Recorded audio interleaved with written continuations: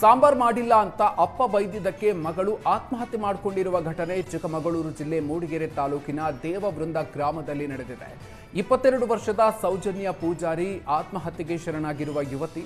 ನಿನ್ನೆ ಬೆಳಿಗ್ಗೆ ತರಕಾರಿ ತಂದು ಕೊಟ್ಟು ಸಾಂಬಾರ್ ಮಾಡುವಂತೆ ಸೌಜನ್ಯಗೆ ಅವರ ತಂದೆ ಹೇಳಿದ್ರು. ಆದರೆ ಮಧ್ಯಾಹ್ನ ಊಟಕ್ಕೆ ತಂದೆ ಬಂದಾಗ ಸೌಜನ್ಯ ಸಾಂಬಾರ್ ಮಾಡಿರಲಿಲ್ಲ. ಈ ಕಾರಣ ಸಾಂಬಾರ್ ಯಾಕೆ ಮಾಡಿಲ್ಲ ಅಂತ ಪ್ರಶ್ನಿಸಿ ಸೌಜನ್ಯಗೆ ತಂದೆ ಬೈದಿದ್ರಂತೆ. ಬಳಿಕ ಪಕ್ಕದ ಮನೆಗೆ ಸಾಂಬಾರ್ ತರೋದಕ್ಕೆ ಹೋಗಿದ್ದಾರೆ. ಈ ವೇಳೆ ಸೌಜನ್ಯ ನೇಣು ಬಿಗಿದುಕೊಂಡು ಆತ್ಮಹತ್ಯೆಗೆ ಶರಣಾಗಿದ್ದಾರೆ. ಘಟನಾ ಸ್ಥಳಕ್ಕೆ ಗೋಣಿಬೀಡು ಪೊಲೀಸರು ಭೇಟಿ ನೀಡಿ ಸ್ಥಳ ಪರಿಶೀಲನೆ ನಡೆಸಿದ್ದಾರೆ. ಬಿರು ಬೇಸಿಗೆ ಮಧ್ಯೆಯೂ ಮಲೆನಾಡಿನ ಹೆಬ್ಬಾಗಿಲು ಶಿವಮೊಗ್ಗ ಜಿಲ್ಲೆಯಲ್ಲಿ ಮಳೆರಾಯ ಅಬ್ಬರಿಸುತ್ತಿದ್ದಾನೆ. ವರುಣನ ಆರ್ಭಟಕ್ಕೆ ಸೊರಬ ತಾಲೂಕಿನ ಉಳಿವಿ ಗ್ರಾಮದಲ್ಲಿ ಅಪಾರ ಪ್ರಮಾಣದ ಹಾನಿ ಉಂಟಾಗಿದೆ.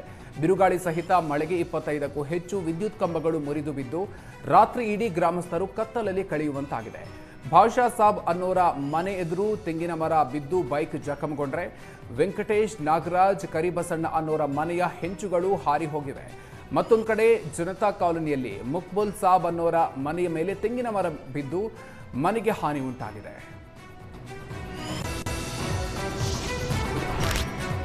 ಬೆಳಗಾವಿಯಲ್ಲಿ ಬಿಸಿಲಿನ ತಾಪ ಹೆಚ್ಚಾಗ್ತಾ ಇದ್ದು ಬಿಸಿಲ ಹೊಡೆತ ತಡೆದುಕೊಳ್ಳೋದಕ್ಕೆ ಸಾಧ್ಯ ಆಗದೆ ನೀರಿಗಾಗಿ ಪ್ರಾಣಿಗಳು ಪರದಾಟ ನಡೆಸ್ತಾ ಇವೆ. ಬಿಸಿಲಿನಿಂದ ಬಸವಳಿದಿದ್ದ ಕೋತಿಯೊಂದು ನೀರು ಅರಸಿ ಮೈದಾನಕ್ಕೆ ಬಂದಿದೆ. ಈ ವೇಳೆ ಕ್ರಿಕೆಟ್ ಆಯೋಜಕರು ಕೋತಿಗೆ ನೀರು ಕುಡಿಸಿ ದಾಹ ತಣಿಸಿದ್ದಾರೆ.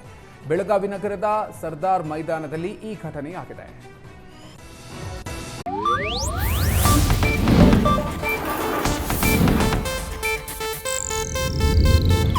ಇದು ಏಷ್ಯಾನೆಟ್ ನ್ಯೂಸ್ ನೆಟ್ವರ್ಕ್ ಪ್ರಸ್ತುತಿ.